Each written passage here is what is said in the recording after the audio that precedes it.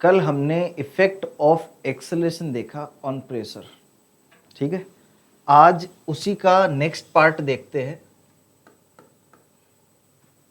अगर मैं कहूं कि एक कंटेनर है जो ट्रक पे रखा हुआ है एक, और ये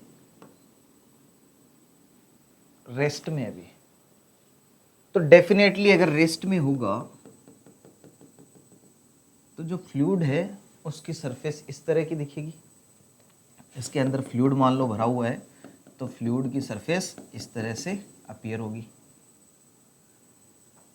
अगर इसकी वेलोसिटी v कांस्टेंट होती है तो फ्लूइड की सरफेस में क्या चेंज आता है? अगर v कांस्टेंट है तो इस पे कोई एक्सेलरेशन नहीं है, इस फ्लूइड पे लगने वाला कोई भी फोर्स नहीं है सिवाय mg की। अभी mg किधर की तरफ लगता है? नीचे की तरफ, और mg की वजह से ही ये इफेक्ट हो रहा है। mg की वजह से ही ये वाला सरफेस इस तरीके से मेंटेन्ड है, ठीक है। क्योंकि surface of fluid is always perpendicular to the net force acting, जो वो नेट फोर्स एक्ट कर रहा है उस नेट फोर्स के परपेंडिकुलर हमेशा सरफेस होती है फ्लूइड की। तो अगर ये कोई v कांस्टेंट स्पीड से चल रहा है तो फ्लूइड पे लगने वाला नेट फोर्स अभी भी कितना है? mg है, तो डेफिनेटली फ्लूइड की सरफेस अभी भी कैसे होगी? ऐसे ही होगी। अब मैं कहता हूं इफ v नॉट कांस्टेंट और acceleration is constant, acceleration constant है तो ये a एक्सेलरेशन से अभी इधर की तरफ चल रहा है। तो अगर ये a एक्सेलरेशन से इधर की तरफ चल रहा है तो डेफिनेटली इस लिक्विड पे एक फोर्स लगेगा पीछे की तरफ, जिसे अपन बोलते हैं स्यूडो फोर्स, और स्यूडो फोर्स की वजह से ये वाला लिक्विड इस तरीके से अपनी ओरिएंटेशन को चेंज कर लेगा और एक यहाँ से थीटा एंगल बना लेगा। कितना एंगल बना लेगा भाई? थीटा। क्या ऐसा होगा कि नहीं होगा? ये जो फ्लूइड है ये अब यहाँ से तिरछा हो गया क्योंकि इस पे फोर्स लगा, इस पे धक्का लगा, तो धक्का लगने के बाद ये इस तरह की इंक्लाइंड सरफेस पे आ जाएगा, इंक्लाइंड शेप पे आ जाएगा, और ये ए एक्सेलरेशन से चल रहा है। जब तक ये ए से चलेगा तब तक इस पे पीछे की तरफ स्यूडो फोर्स लगेगा, नीचे की तरफ mg लगेगा। अब मैं देखना चाहता हूं कि इस पे लगने वाला नेट फोर्स किस तरफ है। तो अगर मैं किसी भी पॉइंट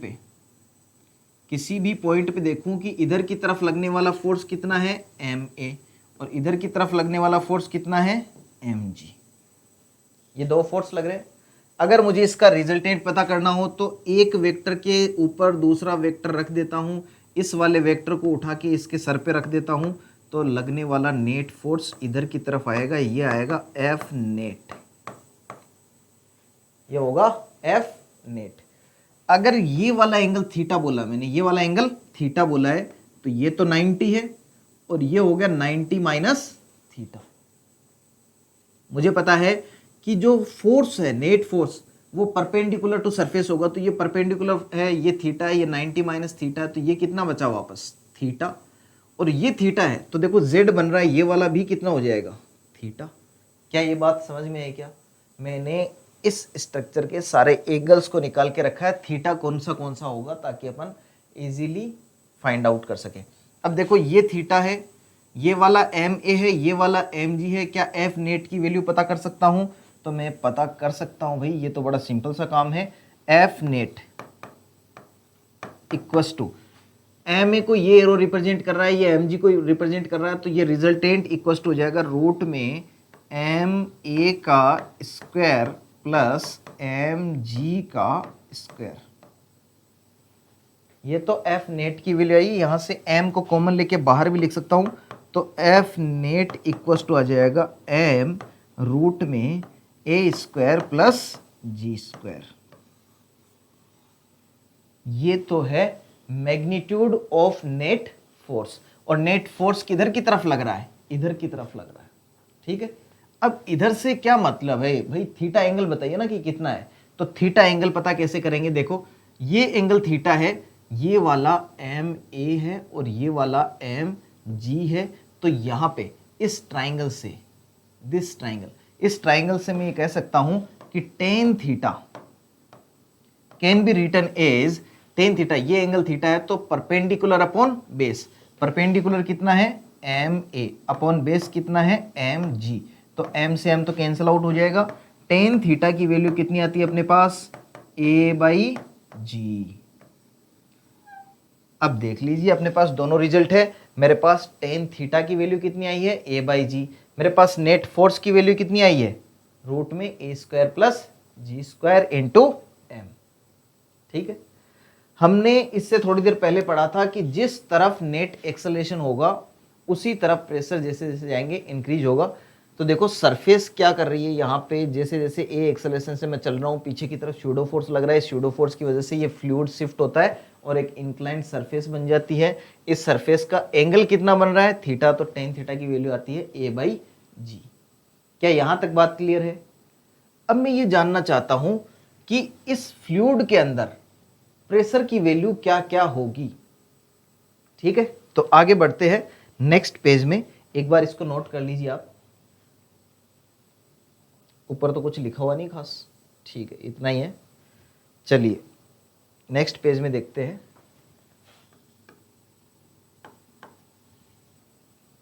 अगर मैं ऐसा कहूं कि ये जो कंटेनर अपन ने लिया है जिसको मैं ए एक्सेलरेशन से चला रहा हूं, इसमें पहले इस तरीके से फ्लूइड था, ठीक है, और ये फ्लूइड अब इस तरीके से कन्वर्ट हो चुका है, या थोड़ा सा और इसको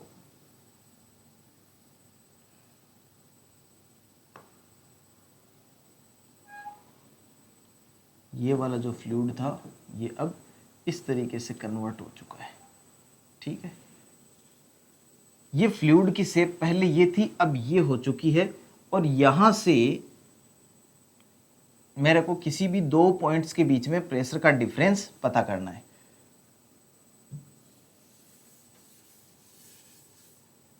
देखिए दोबारा बनाता हूं मैं,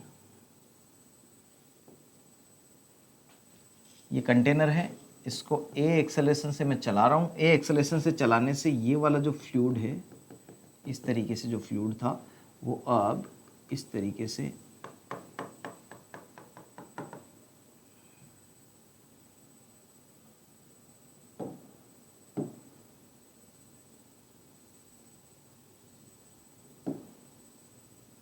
इस तरीके से हो जाता है, इस तरीके से होगा समझो। ठीक है, सरफेस पहले ऐसे थी और अब सरफेस ऐसे इंक्लाइंड हो गई है। देखिए क्या है मसला, क्या है,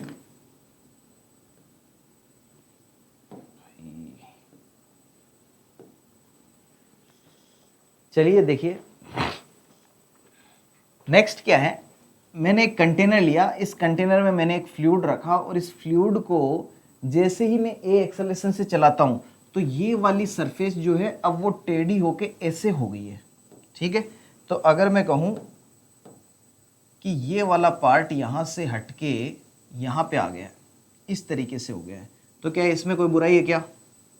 ये तो सीधी सीधी बात है जो हमें दिख रही है कि भाई फ्लूइड पहले सीधा रखा हुआ था, जैसे ही ए एक्सेलरेट करा अब ये इंक्लाइंड हो गया है, और इसका एंगल जो है वो यहां से, इसका एंगल जो यहां से है वो कितना है थीटा, इसका एंगल यहां से कितना है थीटा।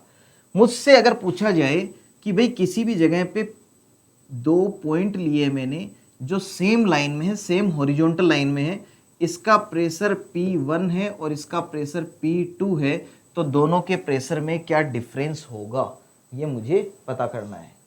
ठीक है, तो प्रेशर P1 एंड P2, ये दो पॉइंट्स है जिनका प्रेशर क्या है P1 एंड P2। तो इस चीज को मुझे सॉल्व करने के लिए क्या करना है, देखिए सबसे पहले तो मैं ये देखता हूं कि कहां पर प्रेशर सेम होगा। ये सरफेस है और ये सरफेस किसके कांटेक्ट में है, एटमॉस्फेरिक प्रेशर के कांटेक्ट में है, तो यहां का प्रेशर कितना है P0, और यहां इसके ऊपर वाले पॉइंट का, इसका भी प्रेशर कितना है P0 है, तो दोनों का प्रेशर P0 है। यहां से यहां की हाइट डेफिनेटली अलग है, ये वाली हाइट में ले लेता हूं H1 और ये वाली हाइट है H2। एक H1 हाइट पे है, दूसरा H2 हाइट पे है। तो देखिए क्या होगा, अगर मैं इसको ऐसा एक ट्यूब मान लूं, इसको मैंने एक ऐसा ट्यूब मान लिया है, तो इस ट्यूब के एक तरफ का प्रेशर P1 है, दूसरी तरफ का प्रेशर P2 है। अगर ये दोनों प्रेशर सेम होते हैं तो इस ट्यूब पे लगने वाला नेट फोर्स क्या हो जाएगा, 0। और अगर 0 हो गया तो ये यहीं पे रहेगा, कहीं पे जाएगा नहीं, और कहीं पे जाएगा नहीं, इसका मतलब एक्सेलरेशन कितना माना जाएगा, 0। तो मैं ये तो बात समझ सकता हूं कि भाई P1 और P2 दोनों इक्वल तो नहीं है। P1 की वैल्यू ज्यादा होनी चाहिए, P2 की वैल्यू कम होनी चाहिए। P2 की वजह से लगने वाला फोर्स इधर है, P1 की वजह से लगने वाला फोर्स इधर है। अगर ये वाला फोर्स ज्यादा हुआ तो ये वाला ट्यूब ए एक्सेलरेशन से चलने लगेगा।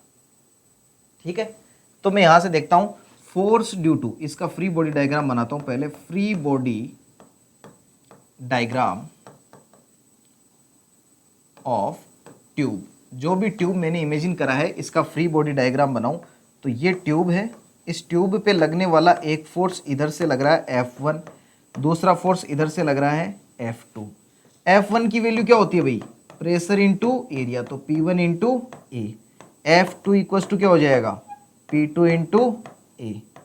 और तीसरा फोर्स क्या होगा, ये ट्यूब इधर की तरफ चल रही है ए एक्सेलरेशन से, तो डेफिनेटली इधर की तरफ एक फोर्स लग रहा होगा m इंटू ए। क्या फोर्स लग रहा होगा, m इंटू ए। तो मैं यहां से ये लिख सकता हूं, थर्ड फोर्स F m हो जाएगा m इंटू ए। m की वैल्यू क्या होती है, अगर इसकी लेंथ L है, अगर इसकी लेंथ क्या है L और इसका एरिया A है, तो ये हो जाएगा L into a. L into ए तो क्या हो गया, वॉल्यूम इंटू डेंसिटी रो, और साथ में आ जाएगा एक्सेलरेशन ए। ये क्या है, ये लगने वाला शूडो फोर्स है। तो ये कंटेनर अगर ए एक्सेलरेशन से इधर जा रहा है तो इस पे F2 इधर की तरफ लग रहा है, Ma इधर की तरफ लग रहा है, F1 इधर की तरफ लग रहा है। और इनको जब मैं फोर्स बैलेंस करूंगा, इनको जब मैं फोर्स बैलेंस करूंगा तो मैं लिखूंगा, इक्वेशन लिखूंगा यहां से। इक्वेशन क्या हो जाएगी, F1 equals to F2 plus Ma, ये इक्वेशन आएगी। इस इक्वेशन को अगर मैं लिखना चाहूँ, F1 को लिखा जा सकता है P1 into a equals to P2 into a plus Ma की वैल्यू लिखूंगा L into a into rho into a से ए कैंसिल हो जाता है, P2 को इधर ले आता हूँ, तो P1 minus P2 equals to हो जाएगा L into rho into P1 minus P2 equals to आता है L into rho into a. क्या इतनी बात क्लियर है क्या? अब देखिए आगे बढ़ते हैं।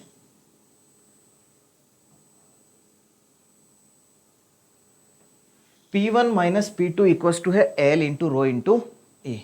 L क्या है, L रोड की लेंथ है, और P1 और P2, अब P1 और P2 की बात करते हैं। P1 और P2, P1 क्या है, H1 डिस्टेंस पे, सरफेस से H1 डिस्टेंस पे अगर मैं प्रेशर मेजर करूं तो वो क्या हो जाता है, P1। तो P1 की वैल्यू मैंने लिखी है रो जी H1, सॉरी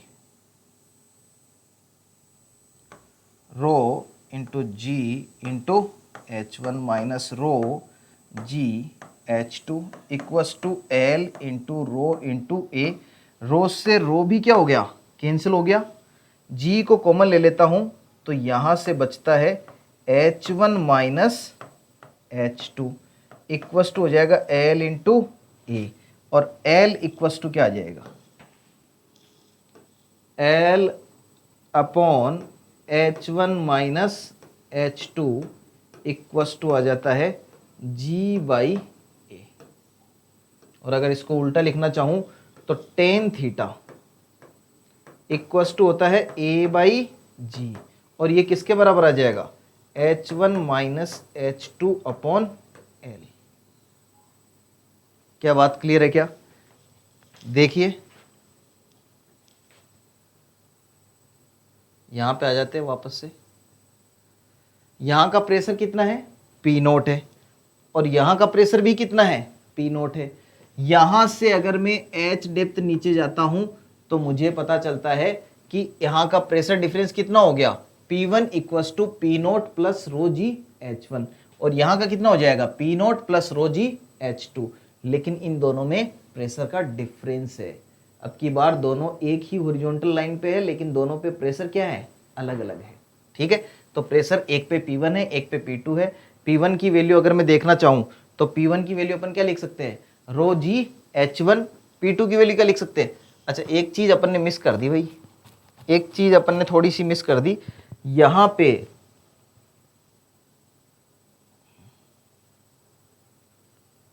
पे एक चीज अपन ने मिस कर दी।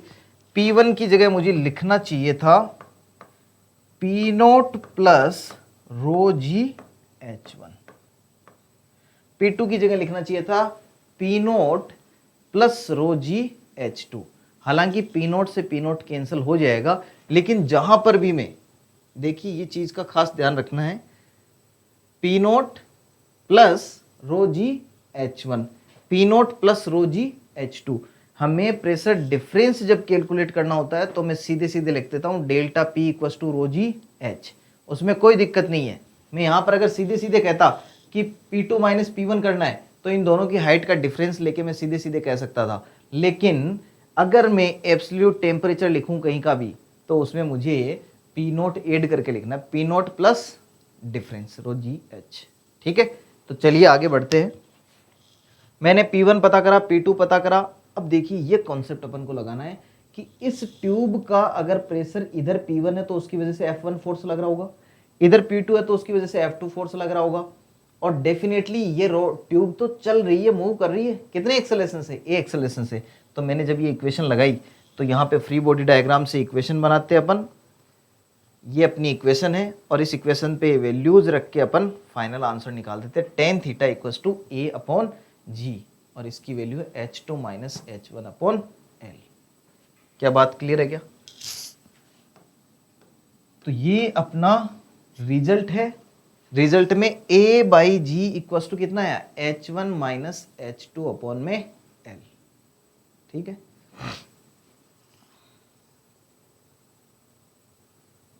अच्छा इस तरह के क्वेश्चंस को और किसी तरीके से भी सोल्व किया जा सकता है क्या। अगर मैं कहूं कि ये वाली जो ट्यूब है इसका ये वाला पॉइंट यहां से इस वाली सरफेस से अगर ये किसी परपेंडिकुलर डिस्टेंस पे, इसी सरफेस पे अगर तुम कोई दूसरा पॉइंट लो और एक लाइन ड्रॉ कर दो पूरी, तो ये वाली लाइन देखो, ये वाली जो लाइन है, ये यहां से हाइट सेम है, यहां से हाइट सेम है, इसका इफेक्ट भी पी नोट है, इसका इफेक्ट भी पी नोट है। तो यहां से जो भी पैरेलल लाइंस होगी उनका प्रेशर जो होगा हर एक पॉइंट का वो क्या होगा, सेम होगा। तो अपन एक कंसेप्ट लिखते हैं। ये वाली चीज तो लिख ली तुमने, अगर ये लिख लिया है तो नेक्स्ट पेज पे चलते हैं। अगर मैं कहूं कि ये एक ट्रक है, इस ट्रक को मैं ए एक्सेलरेशन से चला रहा हूं, और ए एक्सेलरेशन से चलाने से इसमें यार इस तरीके की सरफेस बन गई है।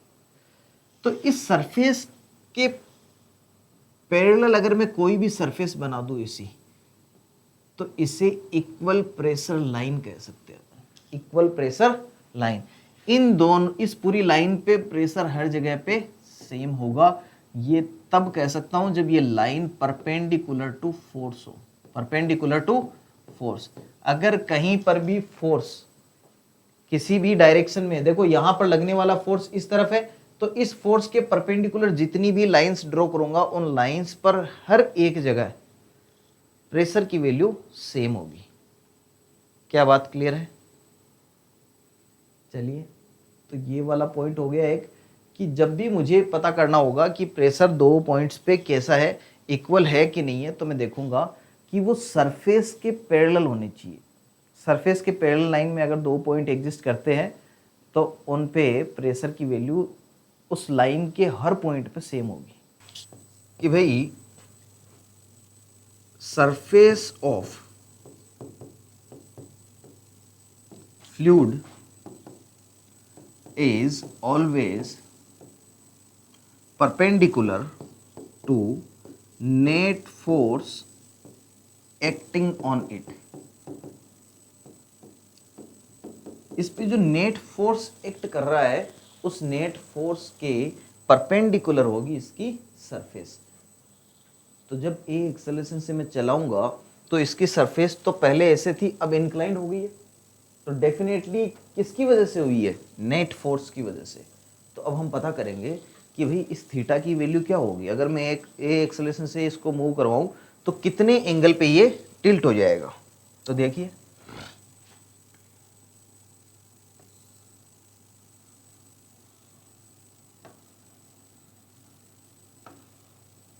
ये अपन ने ट्रक बनाया फिर से, और ये अपनी सरफेस है इस तरीके से, और ये वाला जो एंगल है ये एंगल थीटा है।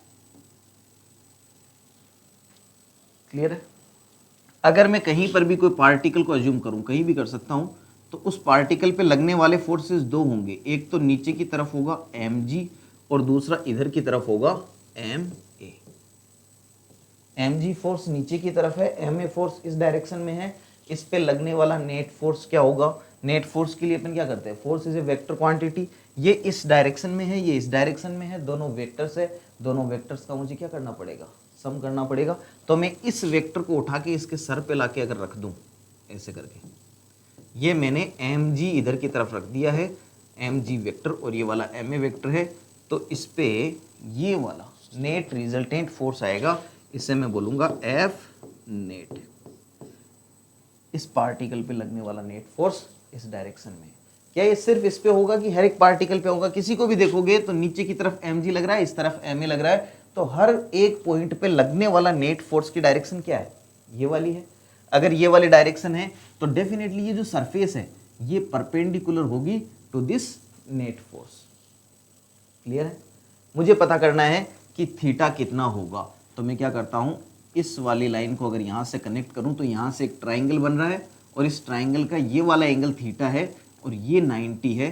तो ये वाला एंगल कितना होगा? ये हो जाएगा 90 माइनस थीटा। 90 minus theta. क्या इतनी बात समझ में आती है? अगर ये 90 माइनस थीटा है तो डेफिनेटली ये कितना हो गया? थीटा। ये कितना हो गया है? Theta angle. ये वाला mg है। क्या मैं इस ma को इधर रखूं तो भी बात सेम है क्या? ये ma वेक्टर है और ये mg वेक्टर है। चाहे इसको ma mg ले लो, चाहे ये कॉम्बिनेशन ले लो, रिजल्टेंट तो सेम ही आना है। वेक्टर्स में पढ़ा हुआ अपन ने।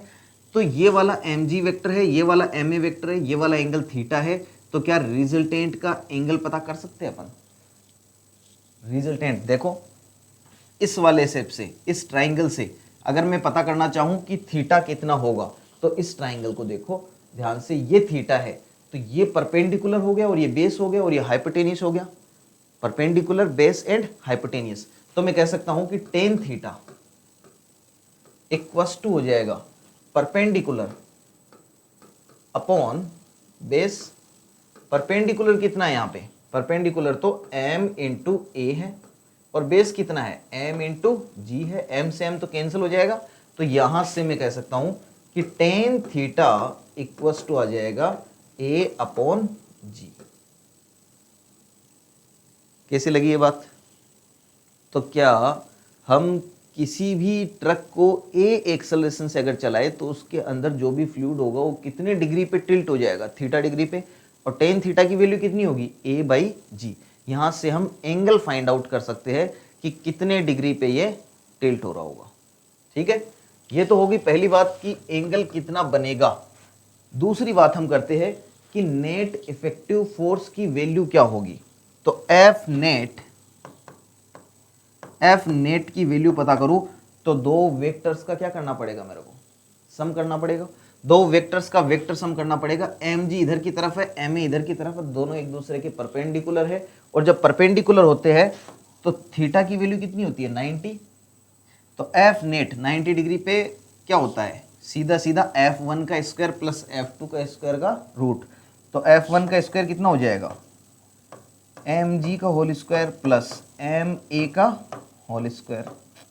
और इसी चीज़ को अगर मैं आगे सोल्व करूं तो ये हो जाएगा f net equals to m root में जी स्क्वायर प्लस ए का स्क्वायर। क्या इस तरीके से अपन सोल्व कर सकते हैं? तो एफ नेट इक्वस टू आ गया एम रूट में जी स्क्वायर प्लस ए स्क्वायर। एफ नेट इस फ्लूइड पे लगने वाला नेट फोर्स है, तो इस नेट फोर्स की वजह से इसका नेट एक्सेलेरेशन किधर की तरफ होना चाहिए? इस फ्लूइड का नेट एक्सेलेरेशन जैसे एम जी की वजह से जी नीचे की तरफ होता है, तो इफेक्टिव फोर्स जो है नेट इफेक्टिव फोर्स उसका एक्सेलेरेशन, हालांकि ये एक्सेलरेटेड नहीं है इस डायरेक्शन में, नॉर्मल फोर्स इसको ऑलवेज बैलेंस कर देगा, लेकिन इस फोर्स का इफेक्ट किधर की तरफ आएगा?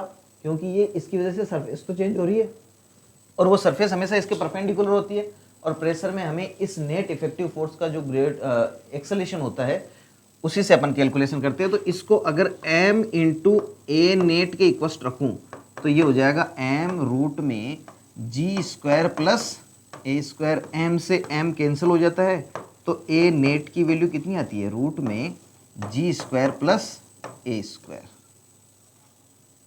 ठीक है, इसका छोटा सा विश्लेषण एक बार मैं यहाँ पे कर देता हूँ कि अगर मैं कहूँ कि एक कंटेनर ऐसे रखा हुआ है तो इस पे एक्सेलेरेशन नेट फोर्स की वजह से कितना होता था? जी किधर की तरफ? नीचे की तरफ। तो जैसे जैसे मैं नीचे जाता था प्रेशर की वैल्यू राइज होती थी और कितनी होती थी? Rho g plus rho g h, delta P equals to आता था रो जी एच। क्या बात क्लियर है? अब मैं इसी चीज को अगर ऐसा कहूं कि इस कंटेनर पे लगने वाला नेट फोर्स किधर की तरफ है? इधर की तरफ है, तो इसका ग्रेविटेशनल एक्सेलेरेशन किधर की तरफ होगा? ए एन इधर की तरफ होगा। तो मैं यहाँ पे इस वाले केस में इस लाइन के अलोंग जब चलूंगा, इस सरफेस से एक्सेलरेशन के डायरेक्शन में जाऊंगा, तो चेंज इन प्रेशर कितना आ जाएगा? Change in pressure equal to हो जाएगा rho into a n into h. पहले नेट एक्सेलरेशन की वैल्यू क्या थी? जी। अब नेट एक्सेलरेशन की वैल्यू कितनी है? रो into a n into H. तो हमेशा ध्यान रखना है कि जब भी हमें प्रेशर का डिफरेंस पता करना है किसी फ्लूइड में, तो हम देखेंगे कि उस पे लगने वाला नेट फोर्स कौन सा है। ठीक है, अगर सीधा कंटेनर रखा हुआ है तो mg है, अगर कंटेनर एक्सेलरेटेड है तो mg प्लस ए हो सकता है, mg माइनस ए हो सकता है, और अगर कंटेनर इस तरफ ए एक्सेलरेशन से चल रहा है तो ए नेट आ जाएगा, जिसमें जी की वैल्यू ए नेट की वैल्यू आ जाएगी रूट में जी स्क्वायर प्लस ए स्क्वायर। क्लियर है? चलिए इसको एक बार नोट कर लीजिए आप। देखिए क्या करा अपन ने, इस कंटेनर पे दोनों फोर्स लगा के उसका net effective force find out करा है, और उस नेट इफेक्टिव फोर्स से हमने पुरानी चीज़ों को कंपेयर करा है। तो ये मेरे पास नेट एक्सेलरेशन आया है, direction of acceleration due to force, और ये है डेल्टा पी। क्लियर है? आगे बढ़ते हैं।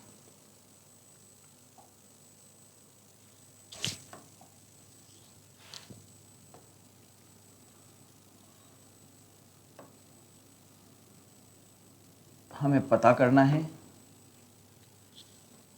कि इस इंक्लाइंड सरफेस के अंदर अगर मुझे कोई 2 पॉइंट्स दे दे, 3 पॉइंट्स दे दे, या कोई भी एक पॉइंट दे दे जिस पर पूछा जाए कि प्रेशर कितना होगा, तो उस प्रेशर को हम कैसे फाइंड आउट करेंगे। तो देखो ये ट्रक ए एक्सेलरेशन से चल रहा है और ए एक्सेलरेशन से चल रहा है, तो डेफिनेटली ये वाली सरफेस तो इस तरीके से टिल्ट हो चुकी है। ठीक है, इसके अंदर फ्लूइड है और अपन को पॉइंट दिया गया है, एक पॉइंट ये वाला है, ये वाला पॉइंट P1 है और ये वाला पॉइंट P2 है। मुझे पता करना है कि P1 और P2 पे प्रेशर डिफरेंस कितना होगा। प्रेशर डिफरेंस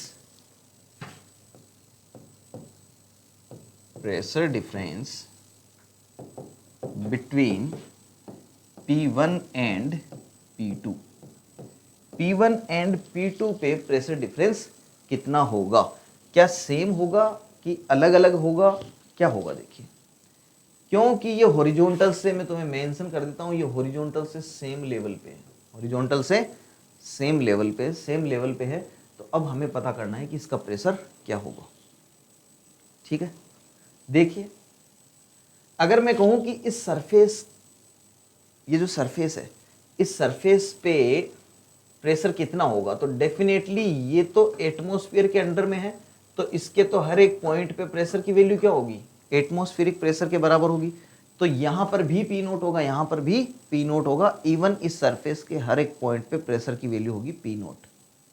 ठीक है, अगर मैं इस पी नोट से, ध्यान से समझना इस बात को, अगर मैं पी नोट से इस डायरेक्शन में चलना स्टार्ट करूं, तो इस डायरेक्शन में क्या कोई फोर्स है क्या, इस डायरेक्शन में फोर्स है एम ए।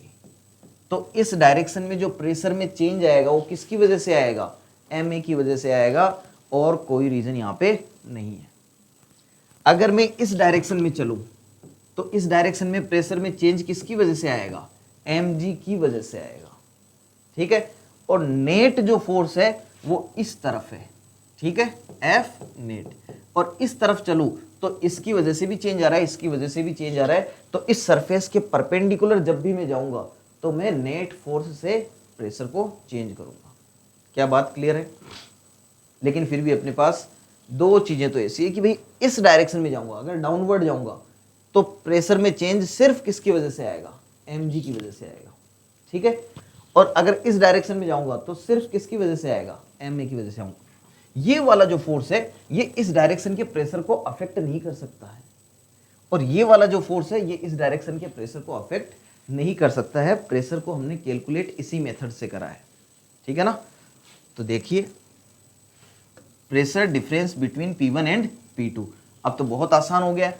अगर मान लेता हूं कि ये वाला एंगल थीटा है और गिवन एक्सेलेरेशन a है, तो अभी अपन को पता करना है कि भाई P1 और P2 का प्रेशर डिफरेंस कितना होगा। ये वाली हाइट h1 है और ये वाली हाइट h2 है। अगर मुझसे कहा जाए कि भाई प्रेशर 1 कितना होगा, तो मैं तो कहूंगा सर प्रेशर 1 तो यहाँ का सरफेस का प्रेशर कितना है, P नोट, और P नोट से H1 हाइट डाउनवर्ड जा रहा हूं तो इफेक्ट किसकी वजह से आ रहा है, mg की वजह से। तो मैं लिखूंगा P1 equal to P naught plus mg की वजह से H1 हाइट जाने पे रो जी H1। ठीक है, ये किसका प्रेशर हो गया, ये P1 का प्रेशर हो गया। अब यहां से अगर देखूं, यहां से मैं बोलूंगा P2 प्रेशर, तो P2 इक्वल टू लिखा जाएगा P naught plus rho g H2। ये दोनों के प्रेशर अपन को पता चल गए। इन दोनों के बीच की लेंथ मैं आपको दे देता हूं L है। इन दोनों के बीच की लेंथ कितनी है, L। क्लियर है? तो P1 equal to P naught plus rho g H1, P2 equal to P naught plus rho g H2। यहां से अगर मैं लिखना चाहूं P2 माइनस P1, तो P नोट से P नोट कैंसिल हो जाएगा, रो g H2 minus H1। This is pressure difference. ये इक्वेशन नंबर 1 लिख देता हूं मैं।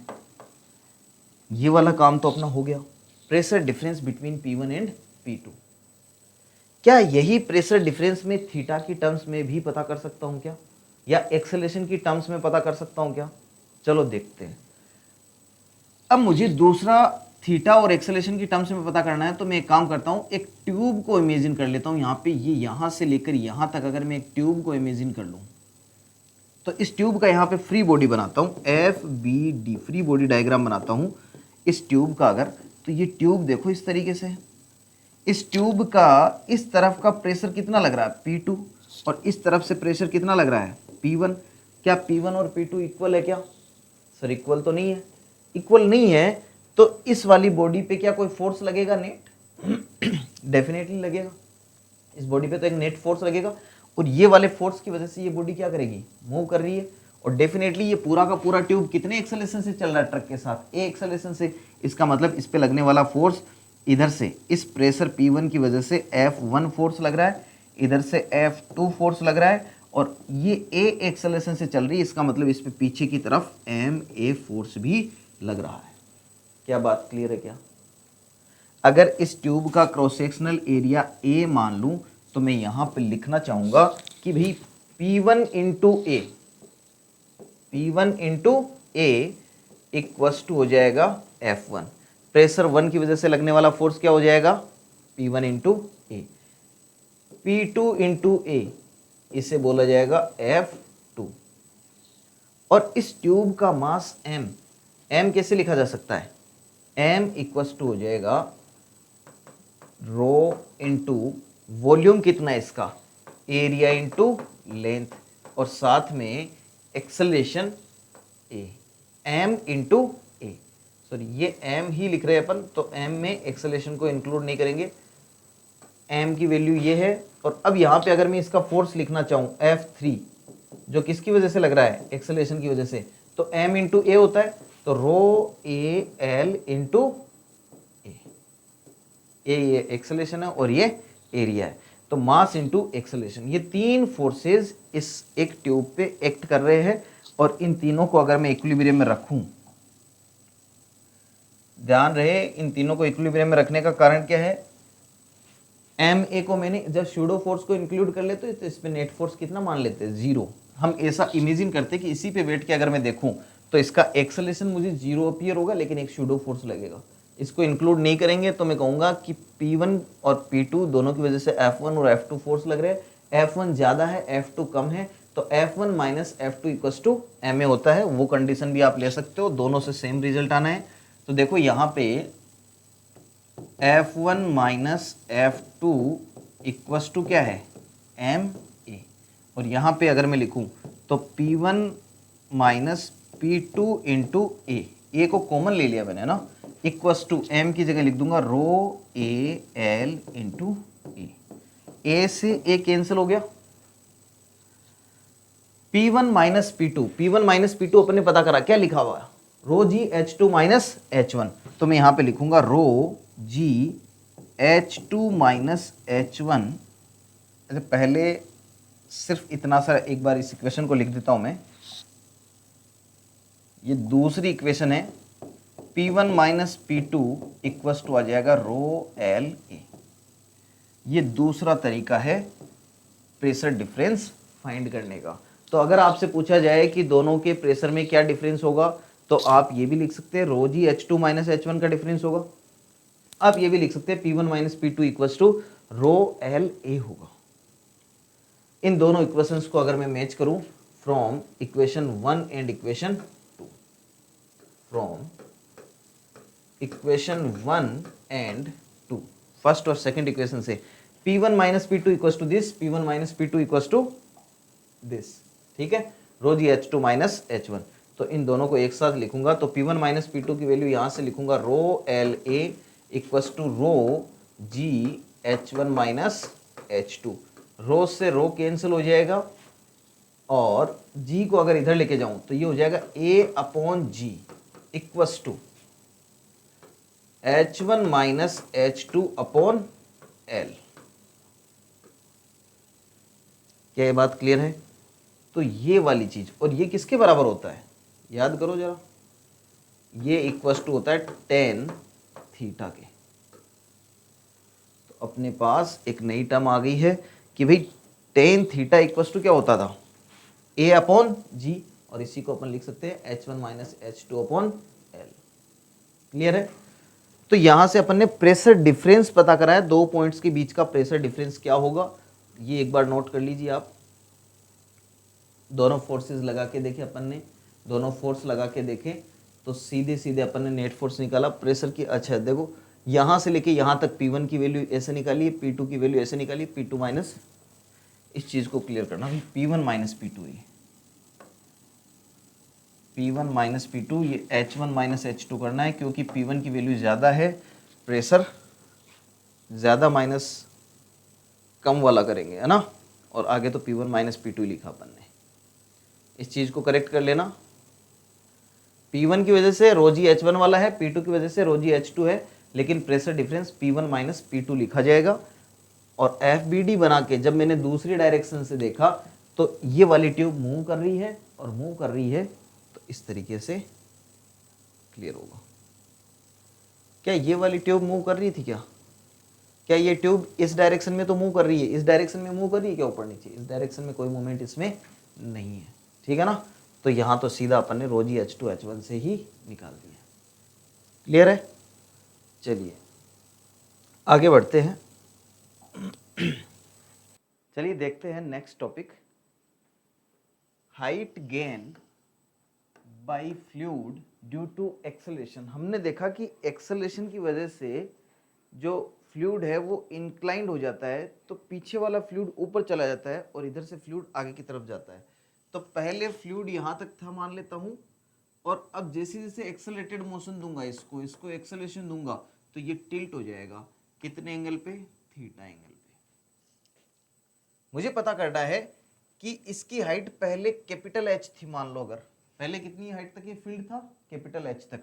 अब इसके एंड पॉइंट की हाइट हो गई है h2। एंड पॉइंट की हाइट कितनी हो गई है? h2। तो आपको बताना है कि भाई ये वाली जो हाइट है उसमें गेन कितना हुआ है, कितनी हाइट बढ़ी है पीछे से। तो देखो, कंटेनर इस तरह का है, एक ट्रक है, ए एक्सेलरेशन है, वो h हाइट तक फील्ड है, और जैसे जैसे आगे जाता है ये इस तरीके से लिफ्ट हो जाता है। और इसे अपन ने एक 3D डायग्राम में यहाँ पे बनाया है।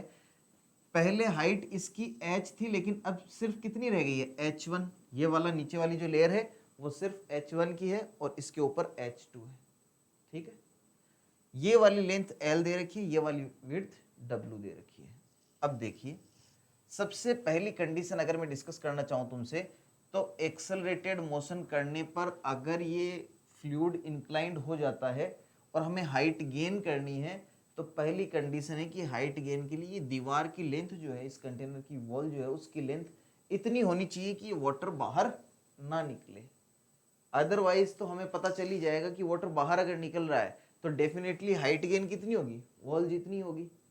तो पहली कंडीशन है कि वॉल जो है उसकी लेंथ इतनी सफिशिएंट हो कि वाटर वहां से बाहर ना निकले। तो ये मान के चलेंगे अपन कि no escape of fluid. Fluid का कोई एस्केप नहीं हो रहा, फ्लूइड वहीं पर है, जितना था उतना का उतना है, कुछ भी लॉस नहीं हुआ अपन को। तो नो एस्केप ऑफ फ्लूइड की कंडीशन में मैं कह सकता हूं कि वॉल्यूम इनिशियल इक्वस टू हो जाएगा वॉल्यूम फाइनल। भाई वॉल्यूम में तो कोई चेंज हुआ ही नहीं, फ्लूइड जब इधर उधर गया ही नहीं, डेंसिटी में अपन चेंज मानेंगे नहीं, तो फ्लूइड का वॉल्यूम क्या रहेगा? सेम रहने वाला है। तो इनिशियली जो कंटेनर में मैंने वॉल्यूम रखा था, h हाइट तक था, w विड्थ था और l लेंथ है, तो इसका वॉल्यूम इनिशियल क्या था? वॉल्यूम इनिशियल था capital H into W into L. और वहीं पर अगर मुझे कहा जाए कि वॉल्यूम फाइनल क्या था, तो वॉल्यूम फाइनल इक्वस टू, अब वॉल्यूम फाइनल देखो, समझना वॉल्यूम फाइनल को ध्यान से। इस सरफेस को जैसे ही एक्सेलरेटेड करा, ये सरफेस टिल्ट हो गई ऐसे, तो अभी इस तरह की बॉडी है, तो नीचे वाली शेप तो क्यूबॉइड शेप है, और ऊपर वाला एक ट्राइंगल है जो एरिया कंटेन कर रहा है, यहाँ पे ये वॉल्यूम है। ठीक है, तो ये पूरा एक जो कंटेनर का सेटअप है वो इस तरह का होगा, और इसके अंदर अगर मैं इसका वॉल्यूम पता करूं तो इसका दो पार्ट्स में वॉल्यूम करूंगा, पहला ये और ये दूसरा। पहले वाले का वॉल्यूम क्या होगा? V1 अगर मैं लिखना चाहूं तो इसका वॉल्यूम V1 हो जाएगा W into H1 into L। क्या बात क्लियर है? दूसरे वाले का वॉल्यूम लिखना चाहूं V2 इक्वस टू, पहले ट्राइंगल का एरिया लिख देता हूं। एरिया ऑफ ट्राइंगल क्या होता है? Half into base into height. Height कितनी है? h2। ये तो एरिया है, एरिया इस तरफ का। अब इस एरिया को इस विड्थ से मल्टीप्लाई कर दूंगा तो इसका भी वॉल्यूम आ जाएगा, तो इंटू डब्ल्यू। तो यहाँ पे इसका टोटल वॉल्यूम जो होगा वो हो जाएगा V final equals to V1 plus V2। V1 plus V2 में लिख दूंगा WH1L प्लस WH2L अपॉन 2। ये अपने पास V फाइनल आया है, तो V फाइनल की वैल्यू यहाँ पे मैं पुट कर देता हूँ। V फाइनल कितना है? WH1L प्लस WH2L अपॉन में 2। This is equation 1, this is equation 2। क्या इक्वेशन 1 और इक्वेशन 2 आपस में इक्वल होगी क्या? क्योंकि दोनों वॉल्यूम कैसे हैं? इक्वल है। दोनों वॉल्यूम इक्वल है, तो मैं नेक्स्ट पेज में ही कर देता हूँ।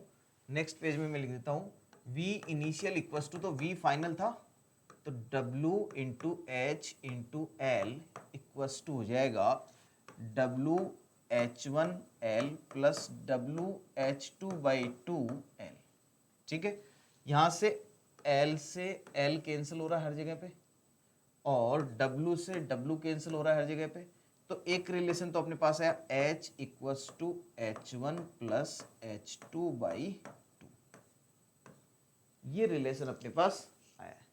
ठीक है, इसको अगर इधर ले जाऊं तो ये हो जाएगा 2H equals to H1 2H1 plus H2, और अगर इसको H ही लिखा रहने दूं, चलो ये एक इक्वेशन हो गई अपने पास में। ठीक है, इक्वेशन नंबर 3, ये एक रिलेशन आया मेरे पास H1 H2 एंड H के अंदर। ठीक है, ये तो हो गया फर्स्ट पॉइंट अपना। अब मैं देखता हूं कि अगर ये लिक्विड इस शेप में आ जाता है तो उसकी कंडीशन क्या होगी। हमने लास्ट पॉइंट पे पढ़ा था कि अगर ये वाला एंगल थीटा है, ये वाला एंगल क्या है थीटा, तो डेफिनेटली टेन थीटा यहां पर टेन थीटा की वैल्यू क्या है, देखो थीटा ये है तो tan theta H2 upon L, तो मैं यहां पे लिख दूंगा टेन थीटा इक्वस टू होता है H2 अपॉन L, और ये किसके बराबर होता है, टेन थीटा इक्वस टू किसके होता है, A अपॉन G के बराबर होता है। ये अपन ने पहले से पढ़ रखा है, और ये अपनी सेकेंड रिलेशन है कि टेन थीटा इक्वस टू होता है H2 अपॉन L, और ये किसके बराबर है, A अपॉन G के। तो यहां से मैं ये कह सकता हूं, इस तरफ आ जाते हैं, यहां से मैं कह सकता हूं H2 upon L equals to है A बाई G, तो H2 की वैल्यू कितनी हो जाएगी, L into A by G, ये आई है मेरे पास H2 की वैल्यू। इस H2 की वैल्यू को अगर मैं यहां ले जाके रखूं तो मेरे पास 2H, यहां से 2H equals to 2H1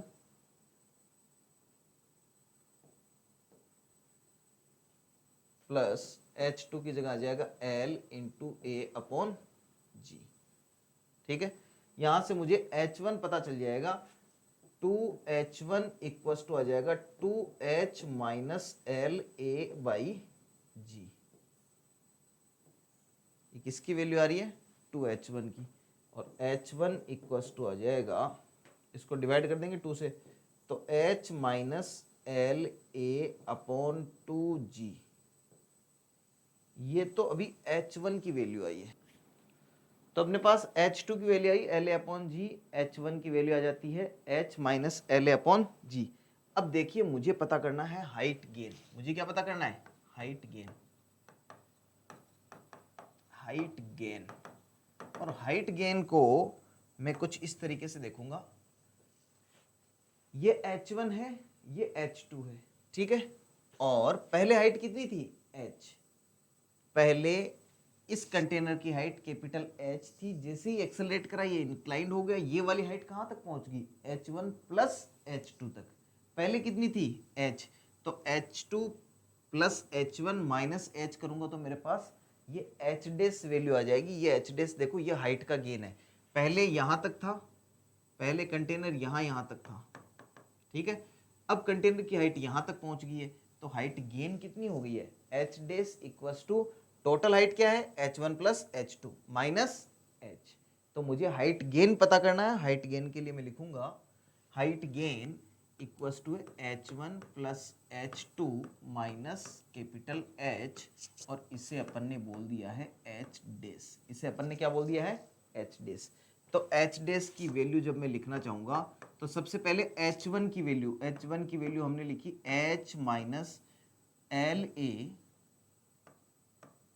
upon 2G, H minus l a upon 2G, ये तो क्या है H1, प्लस H2 की वैल्यू क्या है एल ए अपॉन जी, ये किसकी वैल्यू है H2 की, माइनस H।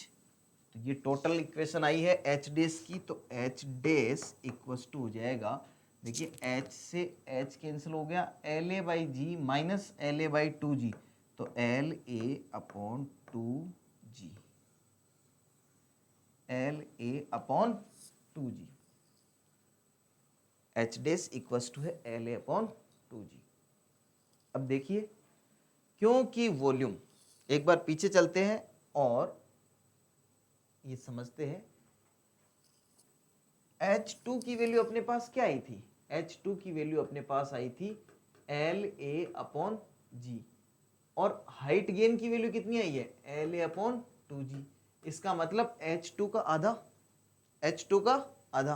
और ऑब्वियस सी बात है, देखो नीचे वाला जो फ्लूइड है जो क्यूब की शेप में है वो तो वैसा का वैसा ही है, लेकिन H1 तो वैसा का वैसा ही है। टोटल हाइट कितनी थी H का जो पार्ट इस शेप में चेंज हुआ है उस शेप की हाइट अगर मैं H2 बोलूं तो इसको वापस अगर तुम क्यूबॉइड बनाना चाहो तो ये H/2 हाइट का क्यूबॉइड बन जाएगा, ठीक है ना। तो एक्चुअल में H/2 हाइट का ही अपन को गेन होता है, ठीक है। ये तो डायग्राम से अपन समझ सकते हैं, लेकिन मैथमेटिकली अपन को इस वे से फाइंड आउट करना पड़ता है। तो एक ट्रक है जो ए एक्सेलेरेशन से चल रहा है, उसकी हाइट h फील्ड है, और अगर मैं इसको एक्सेलेरेट करता हूं a तो h1 तक तो पूरा लिक्विड रहता है और h2 जो है उस तक ये कंटेनर फिल हो जाता है।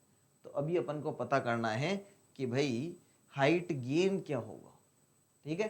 तो देखो हाइट गेन मैंने किसकी टर्म्स में पता करा है। सबसे पहले तो हमने प्रोसेस क्या लिया है, प्रोसेस ये लिया है कि भाई कंटेनर में वॉल्यूम, पहली बात तो वॉल्यूम दोनों कंटेनर में क्या रहेगा, सेम। पहले कितना था और बाद में कितना था, दोनों का मतलब ये है कि इनिशियली और फाइनली। तो इनिशियल और फाइनल अपन ने वॉल्यूम लिखा। इसके बाद हमने ये देखा कि अगर ए एक्सेलेरेशन की वजह से इंक्लाइंड होता है तो जो थीटा बनता है एंगल, उसकी value tan theta equal to होता है H2 अपॉन एल या A/g। यहां से अपन ने इसकी वैल्यू रखी, यहां से मेरे पास H2 की वैल्यू आती है एल ए अपॉन जी, और H1 की वैल्यू आती है H minus l a upon 2g, और यहां से मेरे पास फाइनल फॉर्मेट आता है H dash equal to l a upon 2g। देखो अब यहां पर जो जो मैंने माना था वो सब हट गया है, जो जो अपन ने माना था वो सब हट गया है। यहां पर सिर्फ और सिर्फ मेरे पास क्या रहा है, L length of container, A acceleration, और जी, जी की वैल्यू क्या है, जी तो ग्रेविटेशनल एक्सेलेरेशन है। बस ये तीन टर्म्स है, इन तीन टर्म्स की फॉर्म में मैंने ये बता दिया है कि हाइट का गेन कितना होने वाला है। क्या बात क्लियर है? चलिए